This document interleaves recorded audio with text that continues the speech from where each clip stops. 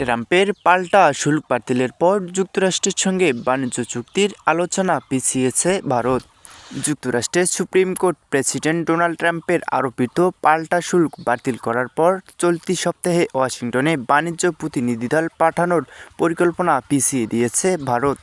মূলত যুক্তরাষ্ট্রের সর্বোচ্চ আদালতের ওই রায়ের পর দেশটিতে শুল্ক ঘিরে যে অনিশ্চয়তা দেখা দিয়েছে তার পরিপ্রেক্ষিতে এই সিদ্ধান্ত নিয়েছে নয়াদিল্লি।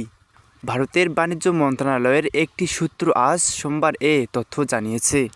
মার্কিন সুপ্রিম কোর্টের রায় ঘিরে এশিয়ার দেশগুলো যেসব সুনির্দিষ্ট প্রক্রিয়া দেখিয়েছে তার একটি ভারতে এই পদক্ষেপ। ঈদ লাগছে মনে, বিকাশ পেমেন্ট সবখানে।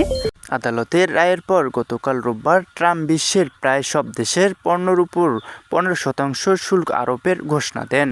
যে আইনের আওতায় এই শুল্ক আরোপের ঘোষণা দেওয়া হয়েছে তাতে এটি সর্বোচ্চ সীমা। শান্তরা অর্পণ, সমবালা নিউজ।